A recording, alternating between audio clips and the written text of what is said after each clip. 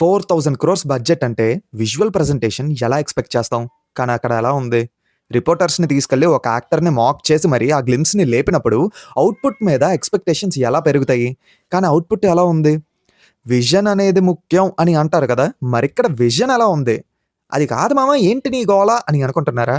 నమిత్ మల్హోత్రా గారు ప్రెస్టీజియస్‌గా తీసుకొని తీస్తున్నటువంటి 'రామాయణ' మూవీ నుంచి 'రామ' గ్లింప్స్ వచ్చాక మన ఇండియన్ సినిమా నుంచి యునానిమస్‌గా బ్లాక్ బస్టర్ రెస్పాన్స్ తెచ్చుకుంటుంది అని అనుకుంటే మిక్స్డ్ రెస్పాన్స్ తెచ్చుకుంది. ఇక్కడ ఇంకొక విషయం ఏంటంటే ఈ 'రామాయణ' మూవీని ఎస్ఎస్ రాజమౌళి గారు ప్రెస్టీజియస్‌గా తీస్తున్నటువంటి 'వారణాసి' మూవీతో కంపేర్ చేస్తున్నారు. ఇన్‌ఫాక్ట్ మొన్న మొన్న వచ్చినటువంటి 'ఆదిపురుష్' మూవీతో కూడా కంపేర్ చేస్తున్నారు. మేబీ సోషల్ మీడియాలో ఈ కంపారిటివ్స్ ఎక్స్‌ట్రీమ్ లెవెల్‌లో ఉండొచ్చు. బట్ మనం హెల్తీ వేలో కన్‌స్ట్రక్టివ్‌గా క్రిటిసైజ్ చేస్తూ మాట్లాడదాం. వీడియో ఎండ్ వరకు చూడండి. మీ ఒపీనియన్ కూడా హానెస్ట్‌గా కొంచెం హెల్తీ వేలో కామెంట్ చేయండి. ఇంకా టాపిక్ మీద క్లారిటీ ఇచ్చాక లాగ్ చెయ్యకూడదు కదా! వాయిసోలేట్ మామ. ఇంక మొదలు పెడదామా? Audio Jungle. హాయ్, హలో, నమస్తే and welcome to news 3 people. మొదటగా 'రామాయణ' మూవీ నుంచి రిలీజ్ అయిన 'రామ' గ్లింప్స్‌కి బ్యాక్‌లాష్ ఎందుకొచ్చింది అని మాట్లాడుకుందాం. ముఖ్యంగా తెలుగు స్టేట్స్‌లో ఇంకా ఎక్కువ బ్యాక్‌లాష్ వచ్చింది. దానికి రీజన్ మన తెలుగు ఫిల్మ్ జర్నలిస్టులు. ముందు వీళ్ళననాలి. ఇప్పుడు ఆ గ్లింప్స్ చూడడానికని చెప్పి వీళ్ళందరినీ ముంబైకి పిలిపిచ్చారు. వాళ్ళక్కడ ఆ గ్లింప్స్‌ని చూసారు. అది చూసిన తర్వాత వాళ్ళకి నచ్చితే గ్లింప్స్ బాగుంది, నచ్చింది అని అప్రిషియేట్ చేస్తూ ట్వీట్స్ వెయ్యాలి. ఇదంతా కాదన్నట్టు ఇండియాస్ బిగ్గెస్ట్ సూపర్ స్టార్ మన 'ప్రభాస్' గారిని మాక్ చేస్తూ పాపం ప్రభాసు, అయ్యో ప్రభాసు అన్నట్టు ఆ ట్వీట్స్ ఏటండి? మరీ ముఖ్యంగా తెలుగు వాళ్ళయ్యుండి తెలుగు సినిమా స్థాయిని పెంచడానికి కారణమైన వ్యక్తుల్లోని ఒక పర్సన్‌ని మీరిలా మాక్ చేయడం కరెక్టేనా? అయినా 'ఆదిపురుష్' మూవీ విషయంలోని మేకర్స్‌దే బిగ్గెస్ట్ మిస్టేక్ ఉంది. ఎందుకంటే 'రామాయణం' అని చెప్పి 'ప్రభాస్' గారిని నమ్మించారు. రిలీజ్‌కి ముందు ఆడియన్స్ దగ్గర గూడా అదే మాట చెప్పి మోసం చేశారు. రిలీజ్ తర్వాత 'రామాయణం' కాదు జస్ట్ 'రామాయణంలో' ఉండే క్యారెక్టర్స్, ఇన్సిడెంట్స్ ఇన్‌స్పైర్ అయ్యి ఒక ఫ్రెష్ స్టోరీ రెడీ చేసుకున్నాము అని చెప్పి కవర్ డ్రైవ్ చేసుకున్నారు. పైగా 'ఆదిపురుష్‌లో' 'ప్రభాస్' గారు తప్పితే మిగతా అంతా బాలీవుడ్ బ్యాచే. టెక్నికల్లీ అదొక బాలీవుడ్ ఫిల్మ్ అని చెప్పొచ్చు. అంటే గింటే 'రామాయణం' లాంటి ఎపిక్‌ని పట్టుకొని అర్థం లేకుండా తీసినందుకు 'ఓం రౌత్‌ని' మేకర్స్‌ని అనాలి కానీ ఇందులో 'ప్రభాస్' గారి మిస్టేక్ ఏముందండి? అయ్యో పాపం అని అనడానికి. స్క్రిప్ట్ ఓకే చేసింది 'ప్రభాసే' కదా అని మీరనొచ్చు. ఆయనకే 'రామాయణం' అని చెప్పి హ్యాండ్ ఇచ్చారు. 'రామాయణం' లాంటి ఎపిక్ మూవీలోని నేను పార్ట్ అవ్వడం గొప్ప, అందులోని రాముడి పాత్ర పోషించడం కూడా చాలా గొప్ప అని చెప్పి ఆయన ఫీల్ అయ్యి ఉంటారు. ఆయన అలానే ఫీల్ అయ్యారు. ఎందుకంటే ఈవెంట్‌లో కూడా మనకు అదే చెప్పారు. ఆయన ఎంత మొహమాటస్తుడో, ఇంట్రోవర్టో మనందరికీ తెలుసు. గుడ్డిగా 'ఓం రౌత్' గారిని నమ్మేశారు. అలాంటి ఒక ఎపిక్ స్టోరీని తీయడానికి ప్రాపర్ విజన్ అనేది ఉండాలి.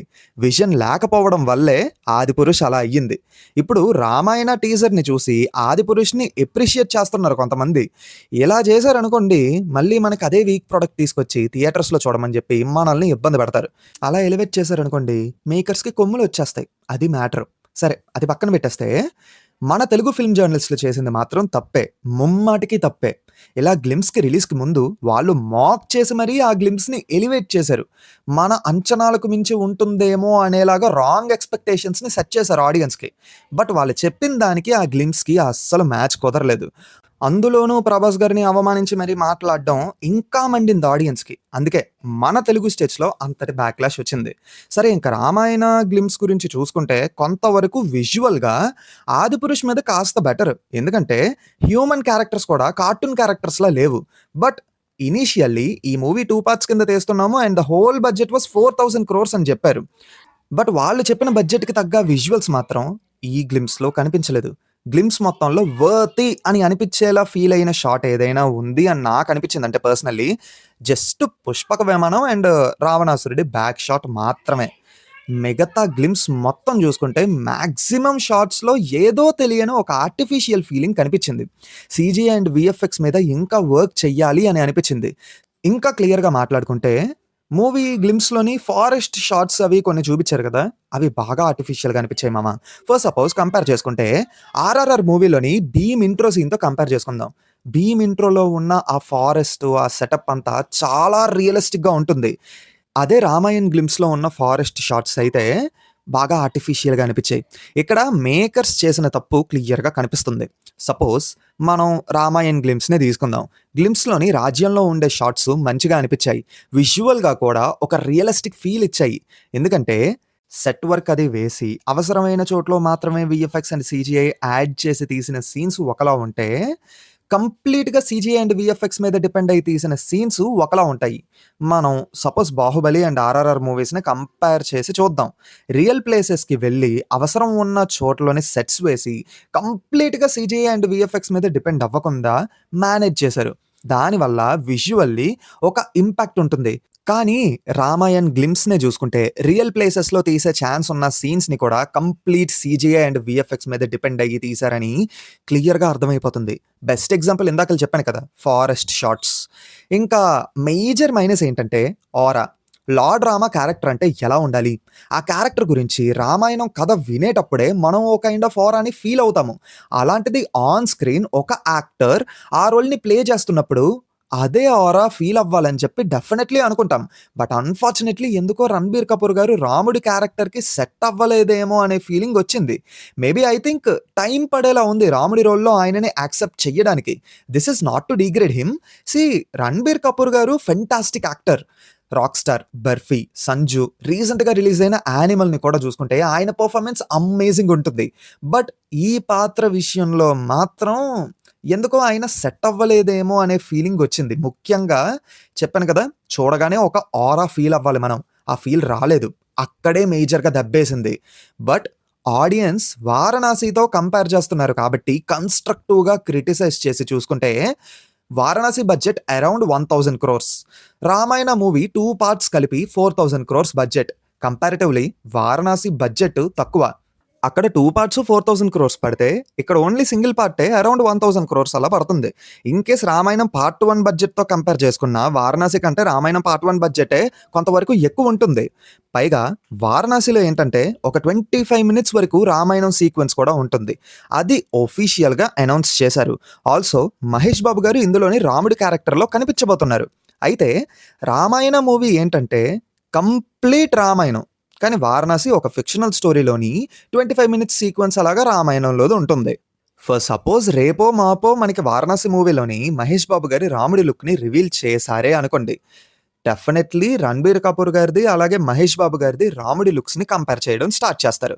సపోజ్ మహేష్ బాబు గారి లుక్‌లోని ఆరా ఫీలింగ్ అదే మిస్ అయిందన్నాను కదా! ఆ ఫీల్ గాని వచ్చిందనుకోండి, మీకు అర్థమైపోద్ది ఇంక తర్వాత ఏం జరుగుద్దో అనేది.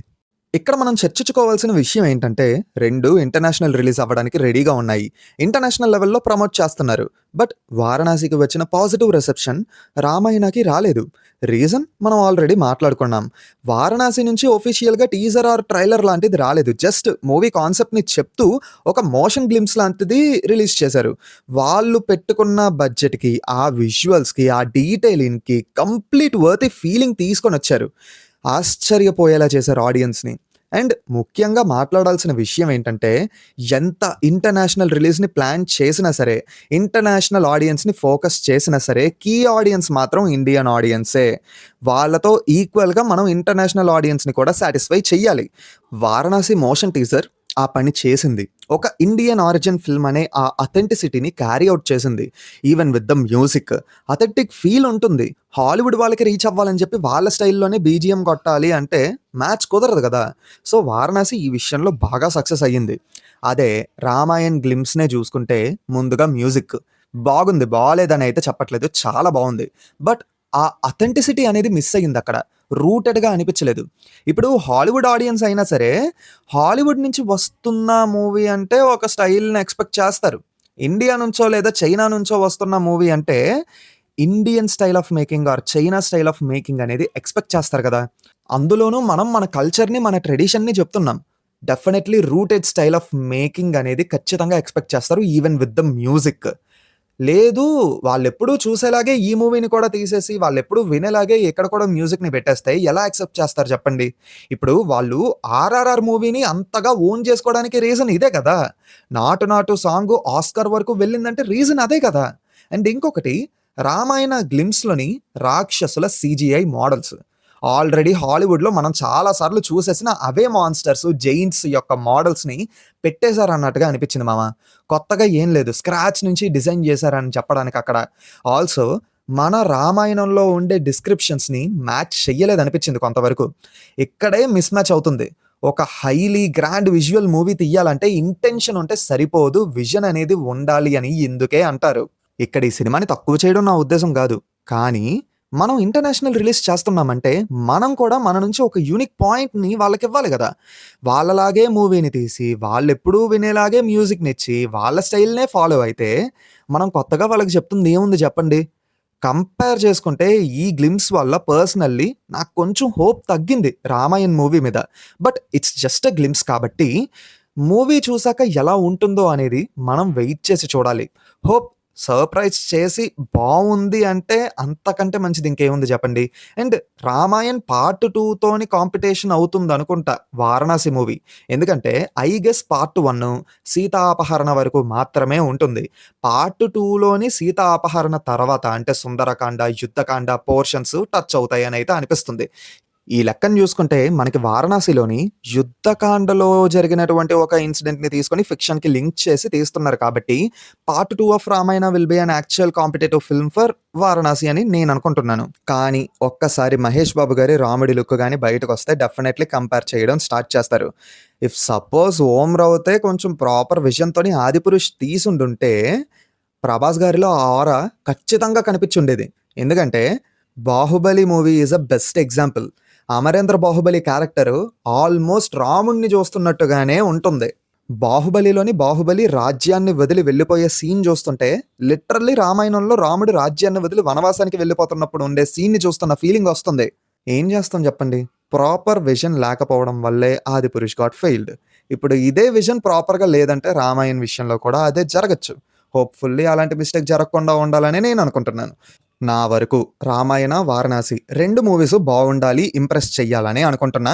బట్ 'రామాయణ' గ్లింప్స్ విషయంలో మాత్రం రాంగ్ ఎక్స్‌పెక్టేషన్స్ సెట్ చేసి తప్పు చేసినట్టు రిలీజ్ టైమ్‌లో కూడా ఇలాంటి తప్పే చెయ్యకుండా ఉంటే చాలు. అది సంగతి. సో, అది విషయం. మరి 'వారణాసి' గ్లింప్స్, 'రామాయణ' గ్లింప్స్ 2 చూసిన తర్వాత మీకేమనిపిచ్చింది? ముఖ్యంగా 'రామాయణ' గ్లింప్స్ రీసెంట్‌గా రిలీజ్ అయింది కాబట్టి, ఆ గ్లింప్స్ రిలీజ్ చేసిన తర్వాత మీరది చూసిన తర్వాత మీకేమనిపిచ్చింది పర్సనల్లీ? రాముడి రోల్‌లోని 'రణబీర్' గారు సెట్ అయ్యారా లేదా? ఇవన్నీ ఉంటాయి కదా! బట్ హెల్తీ వేలోనే కామెంట్ చెయ్యండి. చూస్తాం. మీకేమనిపిచ్చిందో కూడా మేము తెలుసుకుంటాం. అది సంగతి. ఇంతటితో ఈ వీడియో సమాప్తం. ఇంతవరకు చూసారంటే ఎంతో కొంత నచ్చే ఉంటదనుకుంటున్నాం. సో, డెఫినైట్‌లీ వీడియోని లైక్ చేయండి. మీ ఫ్రెండ్స్ అండ్ ఫ్యామిలీ మెంబర్స్‌కి షేర్ చేయండి. మా ఛానెల్‌ని సబ్స్క్రైబ్ చేసుకొని సపోర్ట్ చేస్తారని కోరుకుంటున్నాము. మళ్ళీ కొత్త వీడియోతో మీ ముందుకొచ్చేస్తాం. Until then take care and bye by.